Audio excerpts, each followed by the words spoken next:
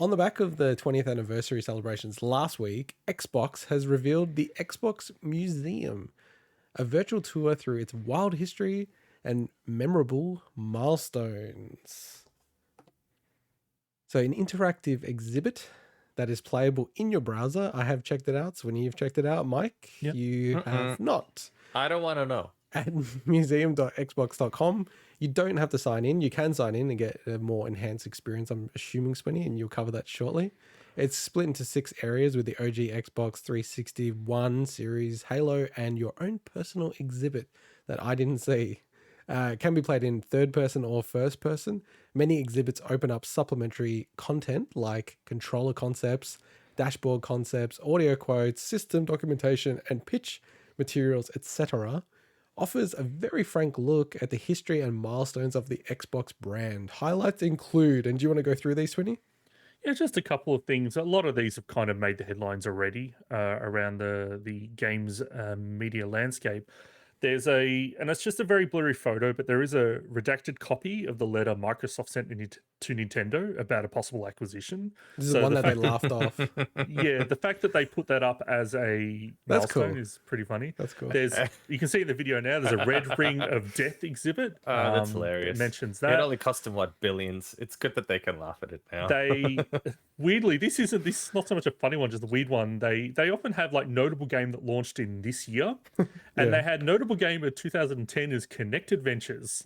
No, that's very tongue-in-cheek. Connect Adventures was all right, but that's not the notable game you want to put out there. But that is like a very tongue-in-cheek thing, right? And my favorite one is they actually had an exhibit for Stallion 83, the first guy to get a million gamer score. That's awesome. That's really cool. That's really cool. He had big hands.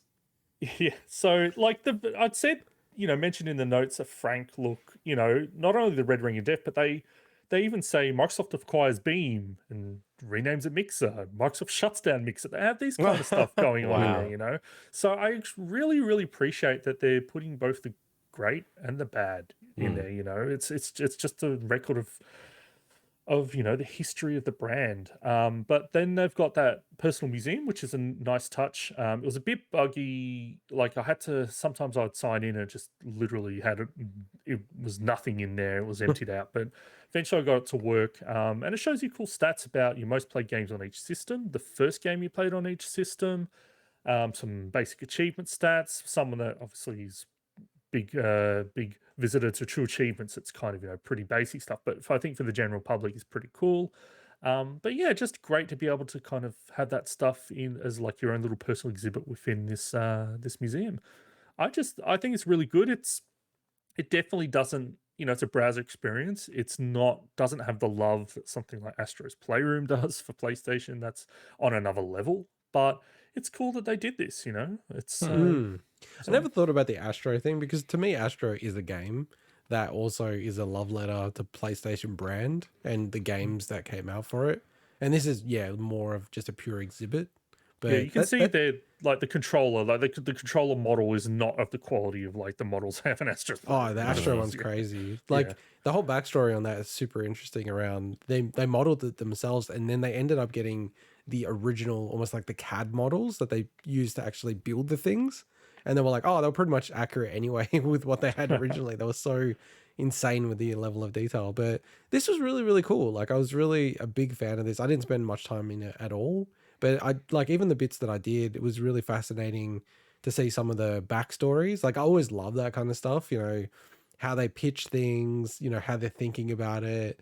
And, like overall marketing wise, like Xbox killing it, like under Aaron Greenberg, like, they've got the right tone always with these things. And even when they stuff up, they've done the best, like damage control and quick damage control on everything. Like, I don't know if you guys remember, but how they were changing the whole Xbox Live and doing all that kind of stuff. And they walked a bunch of it back, like pretty much like within 4 hours or something. So I feel like they've got a very good, executive, steel chain with how they make decisions. Like they just, I think the senior execs get the brand and, they kind of know if something's right or wrong.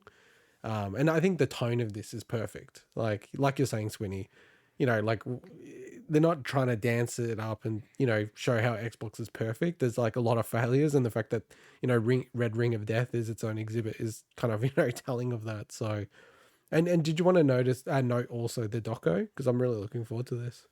Yeah, so they have a 6-part documentary series coming out on the 13th of December called Power On.